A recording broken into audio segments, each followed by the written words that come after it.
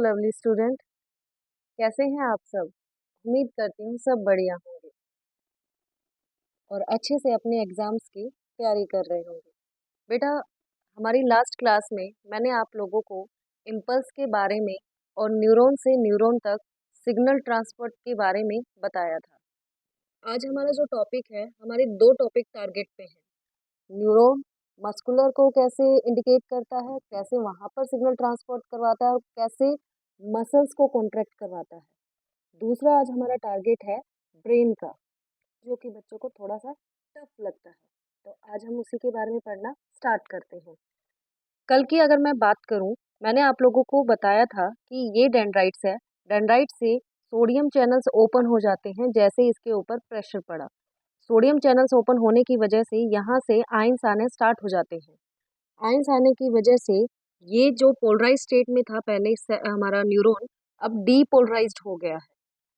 Polarised यानी कि पहले क्या था, यहाँ पे पोटेशियम की कंसंट्रेशन ज़्यादा थी और बाहर सोडियम की कंसंट्रेशन ज़्यादा थी। इस कंडीशन को हम पोलराइज स्टेट कहते हैं।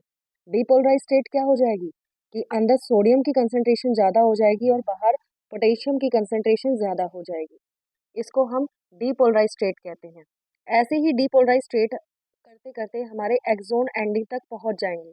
जब एक्सोन एंडिंग तक पहुंचेंगे तो यहाँ पर हमारे क्या प्रेजेंट होते हैं, वेसिकल्स प्रेजेंट होते हैं। वेसिकल्स के अंदर क्या होता है, न्यूरोट्रांसमीटर प्रेजेंट होता है। अब होता क्या है, जैसे ही यहाँ पे डीपोलराइज स्टेट होता है जिसकी वजह से यहाँ से कैल्शियम चैनल ओपन हो जाते हैं। कैल्शियम एंटर करके ही वेसिकल्स को धक्का मारता है और उसमें से क्या रिलीज करवाता है, न्यूरोट्रांसमीटर। न्यूरोट्रांसमीटर रिलीज होते हैं कहाँ पर, साइनेप्स में। और साइनेप्स से रिलीज होते हुए वो किसके ऊपर बाइंड होते हैं, दूसरे न्यूरॉन के डेंड्राइट्स पे। क्यों? क्योंकि वहाँ पे उसके पास क्या है, उसके लिए रिसेप्टर्स है। और ऐसे करके एक न्यूरॉन से दूसरे न्यूरॉन तक सिग्नल पास होते हैं।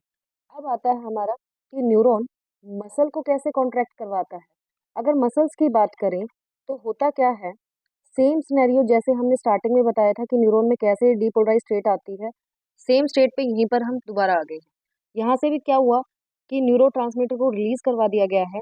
न्यूरोट्रांसमीटर जैसे ही रिलीज होगा, क्या होगा यहाँ पर रिसेप्टर्स प्रेजेंट है। रिसेप्टर्स प्रेजेंट है मसल्स के पास। मसल सेल के पास जो रिसेप्टर हैं उनके ऊपर न्यूरोट्रांसमीटर बाइंड हो जाएगा और सेम प्रोसीजर फिर से स्टार्ट हो जाएगा। यहाँ से क्या होगा, सोडियम चैनल ओपन हो जाएंगे। सोडियम चैनल जैसे ही ओपन होंगे, बाहर से अंदर सोडियम आना स्टार्ट कर देंगे। जैसे ही सोडियम अंदर आएंगे तो यहाँ पर क्या होगा कि हमारा जो एंडोप्लाज्मिक रेटिकुलम है उसमें से क्या रिलीज होना स्टार्ट हो जाएगा, कैल्शियम रिलीज होना स्टार्ट हो जाएगा।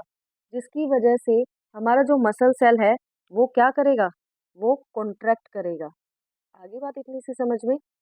चलो, न्यूरो और इसी के न्यूरॉन और मसल्स के बीच का जो जंक्शन होता है उसको हम न्यूरोमस्कुलर जंक्शन कहते हैं। आई थिंक ये आपको टॉपिक क्लियर हो चुका होगा। अब आते हैं हमारे ब्रेन के ऊपर। ब्रेन का डायग्राम बताने के बाद तभी मैं आपको कुछ एक दो एक्टिविटी मुझे करवानी है, साथ ही साथ मुझे एक दो जो क्वेश्चंस रिलेटेड होते हैं जो आने के चांसेस होते हैं उनके बारे में बताना है। पहले हम बात करते हैं ब्रेन के बारे में। सबसे पहले हम बात कर लेते हैं हमारे नर्वस सिस्टम के बारे में। जो नर्वस सिस्टम है हमारा पूरा का पूरा, वो दो स्ट्रक्चर में, दो पार्ट्स में डिवाइडेड होता है। पहले को बोलते हैं पेरिफेरल नर्वस सिस्टम, दूसरा होता है हमारा central nervous system. Central nervous system में यानी कि बीच वाला पोर्शन, ब्रेन और रीढ़ की हड्डी के साइड पोर्शन लगाओगे तो वो यानी कि हमारा स्पाइनल कोड, ब्रेन और spinal cord. Peripheral nervous system में भी क्या होते हैं, कुछ फाइबर्स होते हैं जिनको हम नर्व फाइबर्स बोलते हैं। एक होता है एफरेंट, एक होता है इफरेंट। एफरेंट और इफरेंट के बारे में मैंने आप लोगों को बताया हुआ है। एफरेंट वो होता है जो कि इम्पल्स को लेके आता है बॉडी से या मसल से, किसके पास, सीएनएस के पास, यानी कि सेंट्रल नर्वस सिस्टम के पास। वहीं पर इफरेंट नर्व फाइबर वो होते हैं जो कि इम्पल्स को लेके जाता है कहाँ से, सेंट्रल नर्वस सिस्टम से बॉडी पार्ट्स के पास या मसल सेल के पास। इसको क्या बोलते हैं, इफरेंट नर्व फाइबर। ये तो सिर्फ नर्व फाइबर के बारे में बताया था। अगर मैं पेरिफेरल नर्वस सिस्टम की बात करूं तो इसको मैं दो टाइप्स में डिवाइड करने जा रही हूँ, दो पार्ट्स में क्लासिफाई करने जा रही हूँ। पहला आता है हमारा ऑटोनॉमिक पेरिफेरल नर्वस सिस्टम, एक आता है सोमैटिक नर्वस सिस्टम। अगर ऑटोनॉमिक की बात करूँ, फर्स्ट ऑफ ऑल हम सोमैटिक पे बात करते हैं। जो सोमैटिक नर्वस सिस्टम होता है, अगर मैं बात कर रही हूँ, जो सोमैटिक नर्वस सिस्टम होता है बेटा, ये क्या करता है, मैसेज को कैरी करता है वॉलंटरी मसल के लिए। यानी कि ये जो भी ये एफरेंट और इफरेंट नर्व फाइबर्स होते हैं, ये क्या करते हैं, सेंट्रल नर्वस सिस्टम से मसल्स के पास लेके जाते हैं, जो कि हमारी वॉलंटरी एक्शंस को कंट्रोल करता है। वॉलंटरी एक्शन वो होते हैं जो हमारे विल पावर में है, यानी कि इच्छा अनुसार है, जिनको हम कंट्रोल कर सकते हैं, उनको हम वॉलंटरी एक्शंस बोलते हैं। यानी कि ये जो नर्व फाइबर है, ये सिग्नल लेके जाएगी सेंट्रल नर्वस सिस्टम से, या फिर लेके आएगी सेंट्रल नर्वस सिस्टम के पास, कहाँ से, मसल्स के पास, ठीक है, वॉलंटरी मसल्स के पास। ये भी दो टाइप्स के होते हैं, एक आता है हमारा क्रेनियल, एक आता है स्पाइनल नर्व्स। क्रेनियल की बात करें, जो नर्व्स ब्रेन से होते हुए सिग्नल प्रोड्यूस करेगी, या ब्रेन के मतलब ब्रेन के पास से निकलेगी, उसको हम क्रेनियल नर्व्स कहते हैं। और जो स्पाइनल से निकलेगी, उसको हम स्पाइनल नर्व्स कहते हैं। अब आता है हमारा ऑटोनॉमिक नर्वस सिस्टम। अगर मैं ऑटोनॉमिक नर्वस सिस्टम की बात करती हूँ, तो ये दो टाइप्स के होते हैं, सिंपैथेटिक और पैरासिम्पैथेटिक। अगर मैं सिंपैथेटिक की बात करूँ, यानी कि इस टाइम पे हमें सिंपैथी की ज़रूरत होती है। मतलब अगर मैं बात करती हूँ, क्या हुआ, थोड़ा-सा अगर मैं आपको एक्सप्लेन करना चाहूँ, तो होता क्या है, यहाँ पे अगर मैं बात करती हूँ, ब्रेन से क्या होता है, सिग्नल पास होता है हमारे हार्ट के पास नॉर्मली एक्टिविटीज़ करवाने के लिए, नॉर्मली स्मॉल इंटेस्टाइन के पास, स्टमक के पास नॉर्मली एक्टिविटीज़ करवाने के लिए पास होता है। बट कई बार जो नॉर्मली एक्टिविटीज़ करवाता है, यानी कि इनवॉलंटरी एक्शन जो करवाता है, उनको हम बोलते हैं क्या, parasympathetic nerve, parasympathetic nerve. But emergency के केस में हमें एकदम से क्या होता है कि हमारे पीछे कुछ लग जाए, या हमें किसी से डर लग रहा हो, उस टाइम पे ऐसे केस में हमें सिंपैथी की ज़रूरत होती है। यानी कि इस टाइम पे जो सिग्नल पास करता है, वो सिंपैथेटिक नर्व होता है, जो कि क्या करवाता है, हार्ट बीट फास्ट करवा देता है, स्टमक की डाइजेशन स्टॉप करवा देता है, ये सारी चीज़ें एक्टिविटी करवाता है। उसको हम क्या बोलते हैं, सिंपैथेटिक नर्व बोलते हैं। आई आई थिंक आप लोगों को इतना समझ में आ गया होगा। मैं फिर से एक बार रिपीट करने जा रही हूँ। मैंने क्या बोला है, मैंने नर्वस सिस्टम के बारे में बात करी है। नर्वस सिस्टम क्या हुआ, कई बार क्वेश्चंस आता है कि नर्वस सिस्टम किससे बना होता है, उसका पूरा एक्सप्लेन करो। तो नर्वस सिस्टम की अगर मैं बात करूँ, तो पहला याद रखना, पेरिफेरल नर्वस सिस्टम से, सेंट्रल नर्वस सिस्टम से। सेंट्रल नर्वस सिस्टम से यानी कि आपका ब्रेन, और ब्रेन से नीचे वाला स्पाइनल कॉर्ड, ठीक है। अब आते हैं हमारे पेरिफेरल नर्वस सिस्टम से। पेरिफेरल नर्वस सिस्टम में मैंने कुछ फाइबर्स के बारे में बताया है, कि जैसे एफरेंट नर्व्स होती है, इफरेंट नर्व्स होती है, यानी कि अगर मैं बात करूँ, इनको सेंसरी नर्व या मोटर नर्व भी कह सकते हैं, ठीक है। वहीं पर अब आते हैं दूसरी बात, फिर मैंने इसको बताया कि पेरिफेरल नर्वस सिस्टम को मैं दो पार्ट्स में क्लासिफाई कर रही हूँ। एक होता है हमारा ऑटोनॉमिक नर्वस सिस्टम, एक होता है हमारा somatic nervous system. Somatic nervous system वो होते हैं जो कि कैरी करते हैं मैसेज को वॉलेंट्री मसल्स के पास, यानी कि इफ एफरेंट और इफरेंट जो नर्व फाइबर है, वो मैसेज को कैरी करते हैं हमारे किसके पास, या तो सेंट्रल नर्वस सिस्टम से किसके पास, मसल्स फाइबर के पास, मसल सेल्स के पास, ठीक है, या वॉलेंट्री मसल्स के पास। वहीं पर अगर मैं बात करूं ऑटोनॉमिक की, अगर मैं बात करती हूँ बेटा, ऑटोनॉमिक भी दो टाइप्स के होते हैं, ये कैरी तो करते हैं मैसेज, बट इंटरनल ऑर्गन के पास। इंटरनल ऑर्गन से क्या हुआ, हमारे जो हमारे कंट्रोल में नहीं होता, यानी कि इनवॉलेंट्री मसल्स के पास। अब बात सुनो आगे, बेटा होता क्या है, इसमें भी दो टाइप्स के होते हैं, एक होता है, एक को नर्व को हम बोलते हैं सिंपैथेटिक, एक को बोलते हैं पैरासिम्पैथेटिक। पैरासिम्पैथेटिक नॉर्मली जो एक्टिविटीज होता है, यानी कि इंटरमसल में, जैसे कि स्टमक में डाइजेशन करवाना है, यानी कि मस्कुलर कॉन्ट्रैक्शन करवाना है, यूरिनी ब्लैडर में कॉन्ट्रैक्शन करवाना है, जो भी ये इंटरनल जो हमारे कंट्रोल में नहीं है, इनको जो कमांड देता है वो पैरासिम्पैथेटिक होता है, उनको कंट्रोल करने वाला। बट वहीं पर अगर मैं बात करूँ, जब इमरजेंसी केस आ जाता है, उस टाइम पे हमारी अगर मैं बात करती हूँ, तो हमारा कौन कंट्रोल करता है, हमारा सिंपैथेटिक नर्व करता है। आगे बात इतनी समझ में। चलो अब ब्रेन के बारे में पढ़ना स्टार्ट करते हैं। सबसे पहले मैं आपको ब्रेन के बारे में बताना चाहूंगी। ब्रेन के एक क्वेश्चन बनता है कि आप ब्रेन को, स्पाइनल कोड को कैसे प्रोटेक्ट करोगे, उसके अकॉर्डिंग हमें आंसर देना पड़ेगा। तो अगर मैं प्रोटेक्शन की बात करूं, ब्रेन और स्पाइनल कोड की, तो प्रोटेक्शन में हमारा आता है ब्रेन बॉक्स, यानी कि मैं बात कर रही हूँ अपनी हड्डी की, यानी कि जैसे ही तुम एक बार अपना हाथ सिर पे रख के देखो, तुम्हें पता चल जाएगा, तो कुछ टफ सा लगेगा, उस टफ पोर्शन को हम क्या कह रहे हैं, ब्रेन बॉक्स। और एक और नाम दे दिया गया है क्रेनियल बॉक्स या क्रेनियम भी बोल सकते हो, 8 हड्डियों से मिलकर बना हुआ होता है। स्कल मत बोलना, स्कल हमारा पूरा का पूरा फेशियल भी आ जाता है, उसमें सारी चीजें आ जाती हैं, that is one a cranial या क्रेनियम बोल सकते हो। वहीं पर अगर मैं मेम्ब्रेन्स की बात करूँ तो 3 मेम्ब्रेन्स होती है इसके नीचे, जस्ट क्रेनियम से नीचे 3 मेम्ब्रेन्स होती है। पहली मेम्ब्रेन की अगर मैं बात करूँ तो डूरा मैटर, फिर होता है आर्कनॉइड और तीसरा होता है पाया मैटर। यानी कि सबसे पहले तो बाहर क्या आ जाएगा आपका, सबसे बाहर आ जाएगा क्रेनियम यानी कि हड्डी यानी कि बोन, फिर उससे अंदर आएगा डूरा मैटर, थोड़ा सा दूर है, फिर उससे अंदर आएगा आर्कनॉइड और फिर उससे अंदर आएगा पाया मैटर। पाया मैटर बिल्कुल पास होता है, पाया यानी कि बिल्कुल पास, पास किसके, ब्रेन के पास होगा, जस्ट ब्रेन से ऊपर वाली जो लेयर होगी वो पाया मैटर की होगी।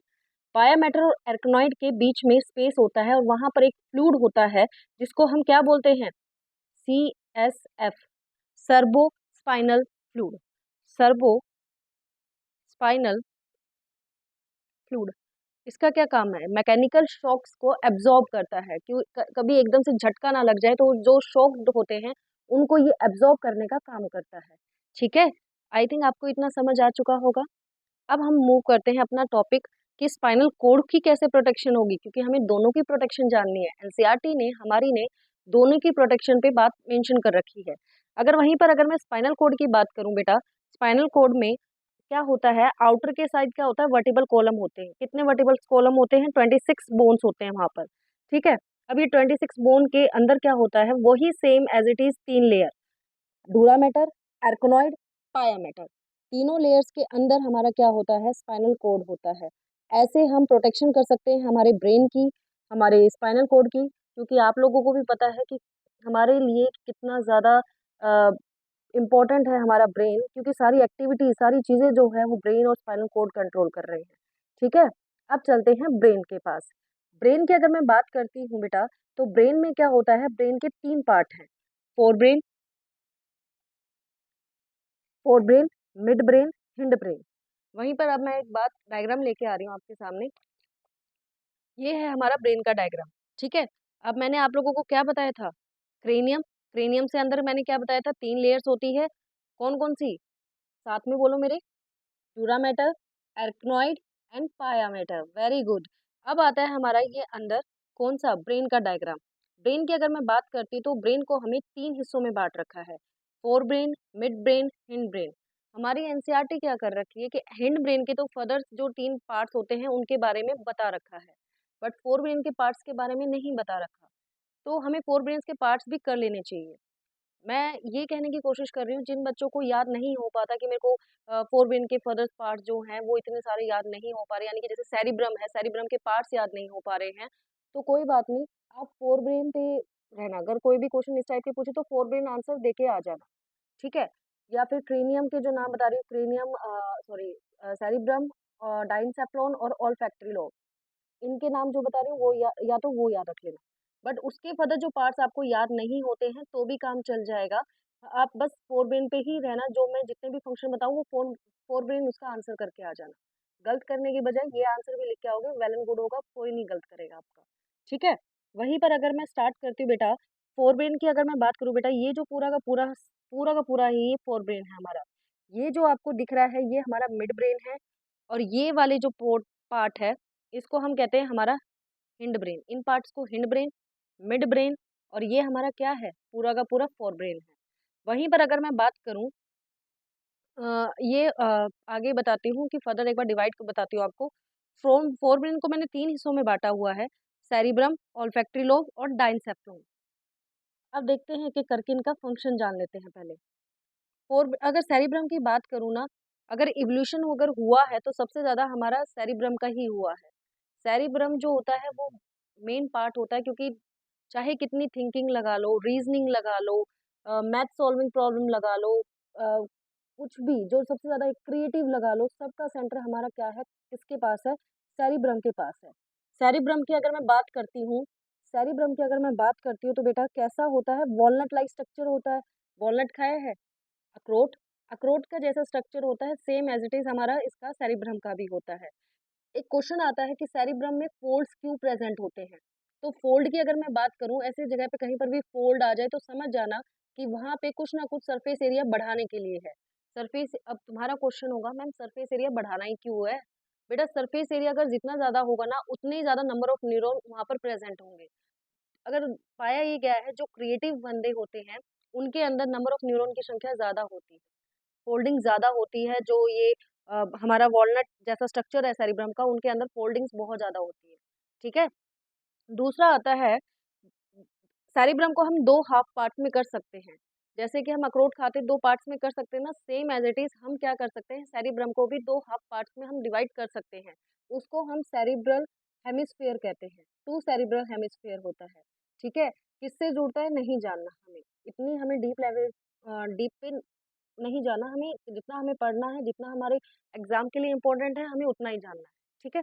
फिर आता है बेटा कि लार्जेस्ट पार्ट होता है ब्रेन का, फोल्ड्स वगैरह मैंने आप लोगों को बता दिए, फोल्ड्स किस लिए प्रेज़ेंट होते हैं, इंक्रीज़ द सरफेस एरिया बढ़ाने के लिए होता है, ठीक है?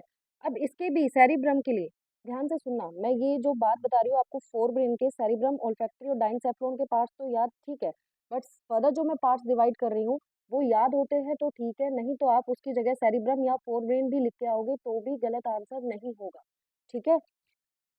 4 पार्ट्स होते हैं। फ्रंटल लोब, माथे के ऊपर हाथ लगा लो, that one is a frontal lobe. कानों के ऊपर हाथ लगाओ, दोनों के साइड पे रखो, that one is a temporal lobe. Frontal से जस्ट पीछे, 2 हाफ में हमारा क्या प्रेज़ेंट होता है, पैराइटल, और जस्ट पीछे के साइड, उससे पैराइटल से जस्ट पीछे के साइड लगाओगे तो हमारा क्या प्रेज़ेंट होता है, ओसिपिटल लोब, ठीक है? ये 4 टाइप्स में फर्दर डिवाइडेड है। वहीं पर अगर मैं बात करती हूँ बेटा फ्रंटल लोब की, तो फ्रंटल जो लोब है वो किस-किस के लिए है, हमें जो काम जानना है मैं उसकी उस पे टिक कर रही हूँ, आप वो याद रखना। पहला थिंकिंग करता है, स्पीकिंग, क्योंकि स्पीकिंग की बात करें तो यहाँ पर एक ब्रोका सेंटर भी होता है। ब्रोका सेंटर लिख सकते हो या फिर एक स्पीच सेंटर भी लिख सकते हो, जो आपके लिप्स और टंग के कोऑर्डिनेशन को मिलाता है और वर्ड्स को बुलवाता है, ठीक है? वहीं पर अगर मैं बात करूँ मेमोरी, मेमोरी के लिए भी यहीं पर है। जो मूवमेंट्स होती है वॉलंटरी की, वो भी यही कंट्रोल करता है।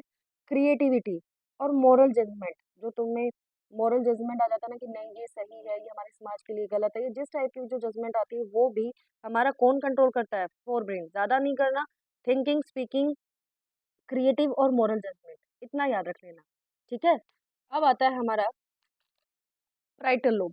प्राइटल लोब क्या करता है, कोई गरम-गरम चीज़ पे हाथ लगाओ, दैट वन इज़ अ भाई गरम है, ठंडा है, प्रेशर सा फ़ील हो रहा है, पेन फ़ील हो रहा है, टच सा महसूस हो रहा है स्किन पे, that one is a parietal lobe. उसको हम क्या कहेंगे बेटा? देखो मैं फिर बता रही हूँ, प्राइटल लोब है दूसरा। प्राइटल लोब में क्या आ जाएगा?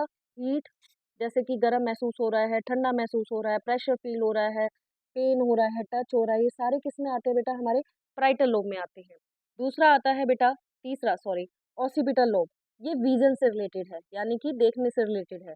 रेटिना के से जो फोटो रिसेप्टर होते हैं, जैसे ही वो रिसीव करते हैं लाइट को या किसी भी चीज़ को, वो होता क्या है, नर्व सिग्नल के थ्रू हमारे ऑसिपिटल के पास जाते हैं और वहीं पर हमारी इमेज बनती है। अब आता है बेटा second part of the forebrain. Forebrain का दूसरा पार्ट क्या था हमारा? ऑल्फैक्टरी लोब था। क्या था? ऑल्फैक्टरी लोब था।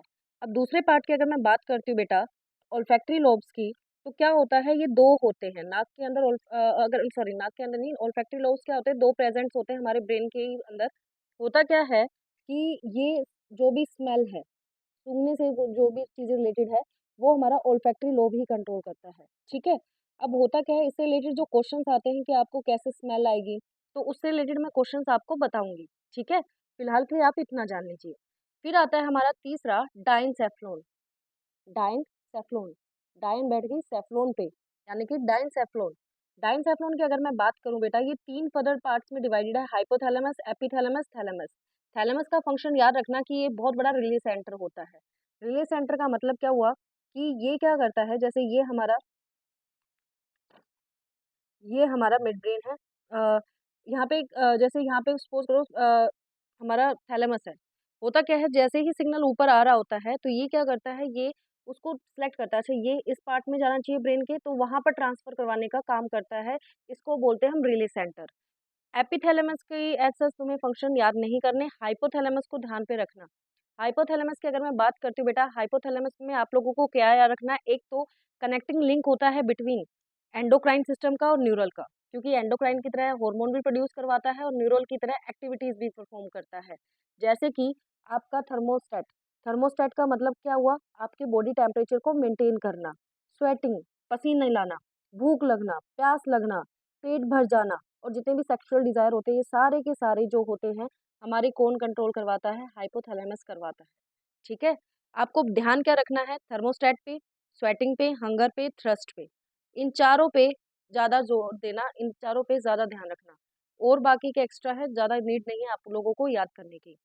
मिड ब्रेन की अगर मैं बात करती हूँ, तो मिड ब्रेन जो होता है, हमारे जो विजुअल रिफ्लेक्सेस होते हैं या फिर ऑडिटरी जो रिफ्लेक्सेस होते हैं, उन पे ध्यान देते, उस पे ही कंट्रोल करता है। मिड ब्रेन की अगर मैं बात करूँ, जैसे क्या हुआ, आप खड़े हो, आपका फेस सपोज करो आगे की तरफ है, पर जैसे ही पीछे से कोई वूफर चला, एकदम से कोई साउंड आई, आप एकदम से पीछे मुड़े, यानी कि इसमें आपकी आई की साथ साथ आपकी गर्दन की जो मूवमेंट हुई है, that one is a vision reflex, यानी कि आपकी गर्दन भी मुड़ी है, यानी कि हेड भी मुड़ा है, और पूरी की पूरी गर्दन, यानी कि आप पीछे के साइड देखने लगे हो, मूवमेंट ऑफ हेड हुई है यहाँ पे, और आई की भी मूवमेंट हुई है।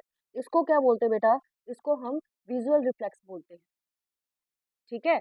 विजुअल रिफ्लेक्स यानी कि sorry, that one is a auditory reflex, ये हमारा ऑडिटरी रिफ्लेक्स हुआ। विजुअल रिफ्लेक्स क्या होगा? बुक ले लो, बुक को पढ़ना स्टार्ट करो, आपकी गर्दन ऑटोमेटिकली, हेड जो होगी वो अपने आप ही मूवमेंट करती रहेगी, जैसे जैसे आप वर्ड को देख रहे होगे। ये जो हमारी मूवमेंट है बेटा, ये हमारी क्या है? विजुअल रिफ्लेक्स है, ठीक है? तो ये कंट्रोल करते हैं किसको?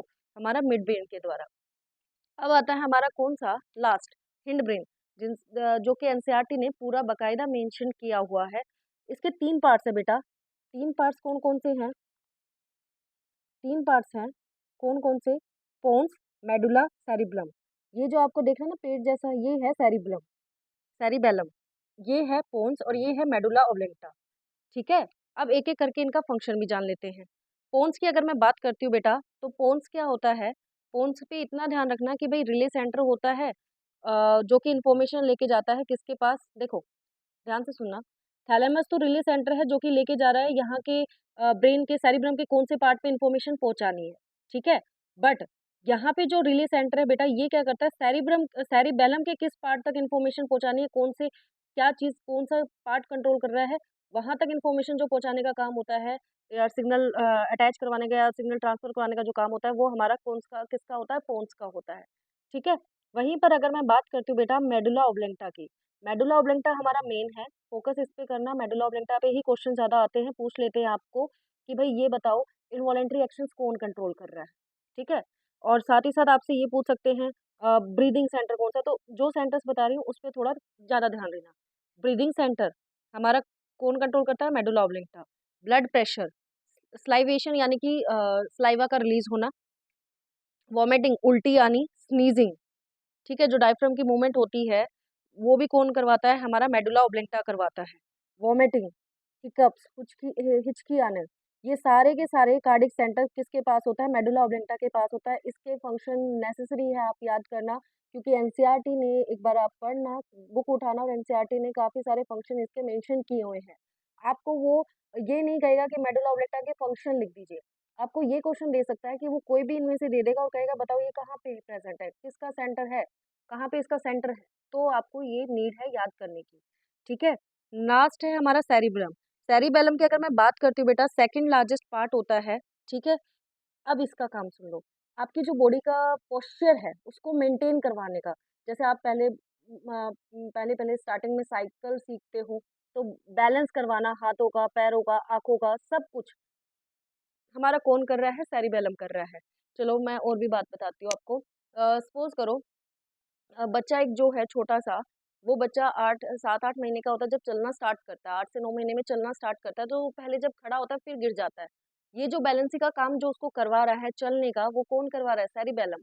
वहीं पर अगर मैं बात करती हूँ, बच्चा जब पहली बार लिखना स्टार्ट करता है तो पूरी पूरी चीज़ें जो हमारी एकदम विज़न, आँखों का भी पूरा फ़ोकस है, हमारी फाइन मोटर यानी कि उँगलियाँ भी काम कर रही हैं, ठीक है? ये भी कौन करवा रहा है? सारा जो पोस्चर से लेके सारी चीज़ों को बैलेंस करता है, वो हमारा सेरिबेलम होता है। इतना ध्यान रखना, ठीक है? वहीं पर अगर मैं बात करूँ, जैसे सपोज़ करो किसी पर्सन को अल्कोहल कंज़्यूम करने की आदत है, ठीक है? तो होता क्या है कि जो अल्कोहल है वो जाके सेरिबेलम को थोड़ा-सा मतलब उसको दबा देता है, जिसकी वज़ह से क्या होता है, उसकी जो चाल होती है वो मतलब चाल ढंग से मतलब चल नहीं पाता ढंग से, क्यों? क्योंकि सेरिबेलम क्या करता है, हमारा पोस्चर मेंटेन करता है, ठीक है? तो इस बात का ध्यान रखना। आगे आप लोगों को इतनी बात समझ में? मैं एक बार